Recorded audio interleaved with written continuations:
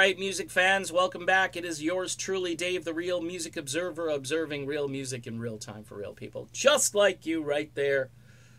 Just like me right here. Steve Perry live on tour? That's the question in this video. I don't know. I'm 50-50 on the fact that Steve will actually tour in support of his brand new album, Traces, which is what?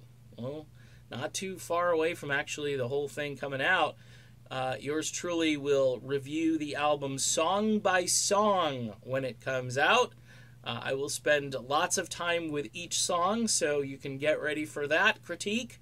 I'm sure you'll have your own critique, and mine will be meaningless with the Steve Perry fans looming, who really are just so happy he's back. And look, his voice is great in the studio.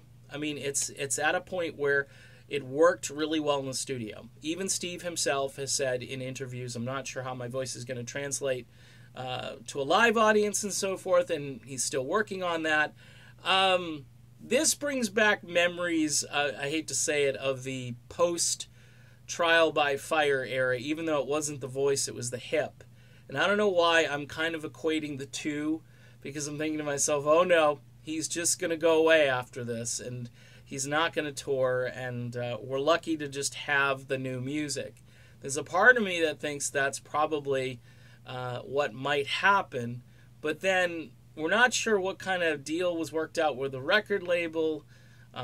Maybe just a few exclusive dates, very intimate audiences. He can talk to the audience, he can sing a little bit, he can tell some stories. You know, I'm thinking like a Rod Stewart storyteller VH1 things with Steve Perry would just be like the cat's meow, like roaring. It would be a lion. And people would just dig that, I think, just to hear Steve tell a story, sing a song, limit maybe some of the older material, or just do it in a key that's comfortable. I think everybody would be cool, especially, again, and I suggested this in other videos, maybe unplug everything. Do it unplugged. And that way you can rework versions of songs. Like instead of doing, you know, if you could do a you could do a different take on, say, like a tune like Separate Ways. And just think of like Eric Clapton doing Layla and how he redid it, and how I actually like the newer version of Layla better than the old version, which I know is probably heretical in nature, what I just said, but I don't really care. I dig that unplugged. I dig the audience vibe that's going on. And I think Perry could pull something off like that and be a hero without killing his voice, and doing it with, you know, a lot of class. Maybe Steve dresses up, you know, impresses the ladies a little bit. It can be a predominantly female crowd that's allowed in there.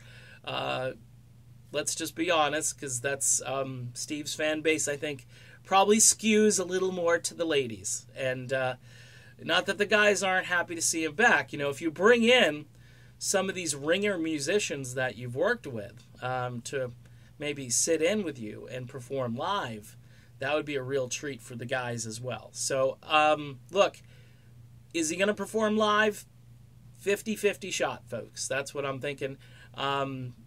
You know, I don't think he has to do anything at this point that he doesn't want to do. And this album is coming out. The social media presence has been incredible. The access he's provided fans has been off the charts. And you really can't expect a whole lot more from Steve Perry.